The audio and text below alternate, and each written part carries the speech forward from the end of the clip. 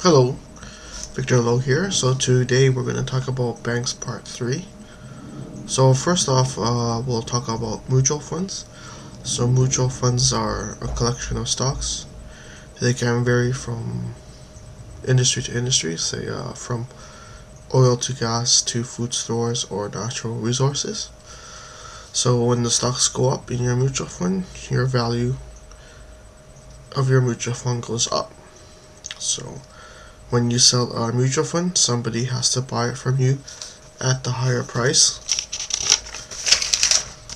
And when you want to buy low, someone has to sell it to you at that price. Yep. So mutual funds are good for RRSP, but not good for short-term cash earning. Mutual funds are for the long term, i.e. either retirement or inheritance. And yeah. So bonds is when buying bonds means that you lend your money, your own personal money, to the government. They return it with an interest. How do they do that? They use it using tax dollars. So government usually uses the money that you lend to them to grow the economy. So when the economy goes up, so does your interest. And when the economy goes down, so does your money. You lose your money. You can lose your money, but not usually. It's good for kids' college fund. So you invest it when they are born and keep buying bonds. And when they go to post-secondary, you can cash it in. And their bonds are usually held for 3, 5, 8, 10 years. And usually, if you buy, say, a bond, government bond for 5 years, if you want to cash it in early, usually there's a fine for cashing out early. So money market is where corporations borrow money from you, your own money, personal money, sort of like corporation bonds are similar to government bonds. So when the corporation makes a profit, so does your interest, and so does the value of your bond. So when the corporation goes bust, you lose your money. Simple as that. So they're usually long term for 3 to 5, 3, 5, 8, 10 years. And why is this a good way for corporations to borrow money from the money market? Is that this ensures a permanent cash resource for a certain amount of time. So there's usually a fine for cashing out early, so corporations use that because there's a steady and a finite amount of cash held there for a certain amount of time. So GICs are guaranteed investment certificates. These are held by the bank. So this is where the bank borrows money from you, from your own personal money. This is less risk for banks when borrowing from you than profits of corporations. So when the bank goes up, does well, so does your GIC value. When the bank goes down, so does your GIC value. It is guaranteed because GIC is guaranteed because banks are a thermometer of the economy. Too much money is good, but too little money is bad. It means there are no return from loans, aka interest.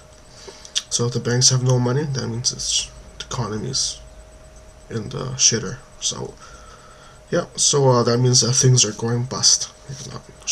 Whatever. So GIC makes the money on banks loan interest. So the money that the banks loan out, you get the interest, and the interest goes into the GIC. Your return for the GIC that you invested in the bank. So bank either loan your money that you invested in the GIC, or invest in, say, new ATMs or a new branch or whatever. So yeah. So stocks, you have to go through a stockbroker at the bank. So usually if a stockbroker is hired by a bank, that means he's certified and it's not a crook, trying to siphon your money away. So yeah, choose individual stocks at your own risk. Win big, lose big. So you lose all your money. You win all your money. But it's kind of complicated because when stocks, someone has to buy high and someone has to sell it to you low. So, you know, that's why there's a stockbroker to explain all these things to you. So we'll talk about bank accounts, personal and corporate. So checking for personal use is day-to-day use. You transfer your money from your savings into your checking for day-to-day use. Saving is the bulk of your money. So savings are divided into certain accounts. Say divided into sub accounts. So number 1 is investment. Number 2 is RRSP. Number 3 is your cash savings. And if you have a mortgage, number 4 is mortgage owned. So it tells you how much you own on your mortgage. And that savings can be 3 to 4 accounts in one. So it's a subdivision of savings. So we'll talk about tax-free accounts. Say it's limited to, I think, $5,500 in the USA, Canada, Mexico, and Europe, and Latin America, and China. I don't know, whatever.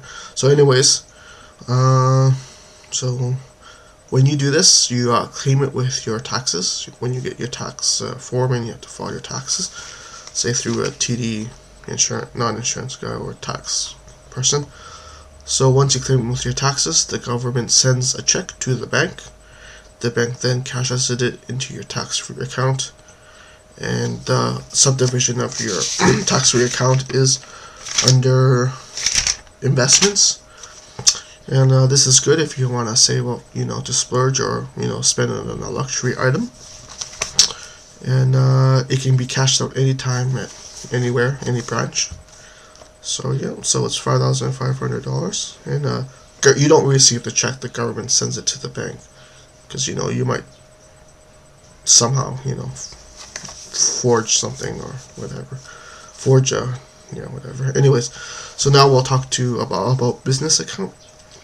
So usually they pay a fee for transactions, per transactions, but usually user fees come in packages. Say $250 a month for unlimited transaction per account you have with them.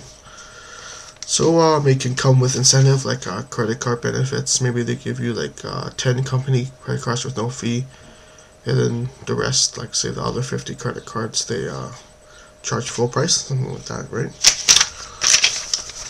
So business accounts are usually divided into 4 accounts.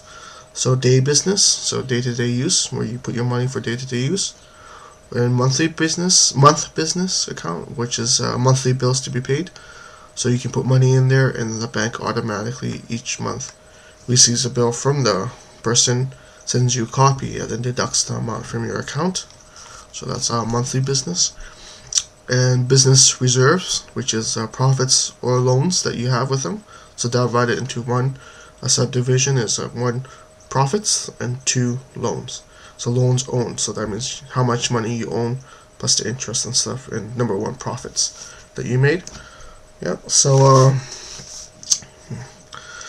banks have vault boxes like in safe. So this is where you can keep your bonds, GIC certificates, mutual fund certificates, or your university degrees, something like that, or photos or something.